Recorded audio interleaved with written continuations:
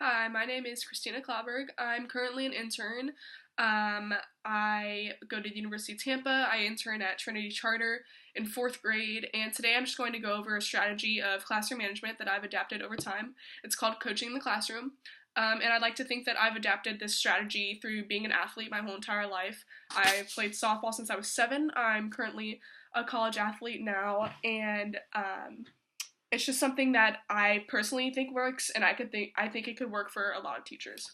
So being a coach in the classroom does not necessarily mean the typical coach you think of when you think of yelling at your team at your players, constantly just like reprimanding them and punishing them. That's not the coach attribute I'm talking about when I talk about coaching in the classroom. Um, Being a coach, you adapt three important skills, which is being a motivator, a mentor, and a trainer to your students. And so, as a motivator, you become a team captain. And as a team captain, these students constantly look to you for guidance when you're teaching them new skills, new strategies, new concepts. Every single day you're up there, and they look to you as, what do I do now? I've done this. Help me to get where I need to get. And that's really important to take on that team captain role. It's a really stressful role. Being a teacher itself is stressful, but knowing that these students look up to you for absolutely everything is a little bit more stressful. So when you have that team captain attitude, you adapt that I'm here. Anything you need, I'm here. If you need a role model, I'm here. Which leads me into my next point. Being a role model to your students. You are up in front of these students for 8 hours a day, 5 days a week, and you're kind of shaping their minds, their personalities into what they could become someday. For example, you could have a student in your class that's could maybe cure cancer. And as a role model, you're supposed to show these students how they should act in an academic setting. And not only are you shaping their minds, but you're shaping their personalities and you're shaping everything that they could become one day. Is part of it is in your hands, which is a really scary thought.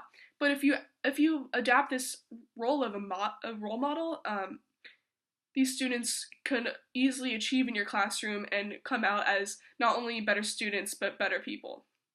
And another tough part of being a motivator is actually motivating your students, especially when you get into the older grades, fourth and fifth grade. That's when they begin to start lacking motivation. I'm in fourth grade now. I know how it can be when the students are unmotivated and how hard it is to push them to get motivated.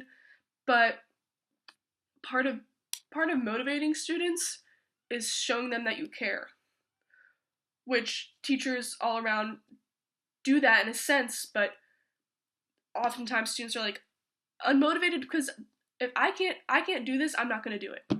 The thing is that they always can. There's always a way. Whether it's extra help, whether it's sitting down and taking extra time, but there's always a way for students to come around and do it. And as a teacher, you have to find out how to motivate each of your students, which can be difficult considering I have 27 students now. It's hard to find a way to motivate my unmotivated and my gifted students who are completely on different sides of the classroom. But if you find a way to motivate your students in a way where they have that I can attitude, it can be really successful and it'll be easy on both parties. And then as a coach, you take on this role of a mentor. And as I mentioned earlier, you're up in front of these students every single day, all day, and they look to you for guidance constantly.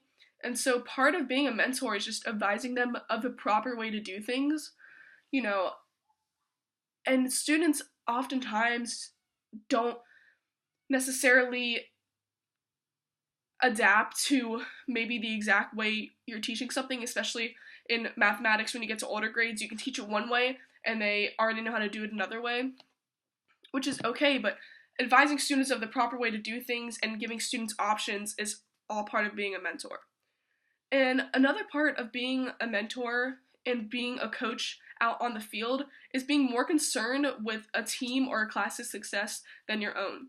If I was a coach for a softball team and my team wasn't getting any hits and we come to a game and we play for 9 innings and we get 10 hits but we lose 2-1, I would be so proud of my team because they've taken that step towards success. And honestly, even they were successful. They got 10 hits. They might have not got the timely hits, but they got 10 of them, which is way more than we were getting before. And you have to have the same attitude in the classroom.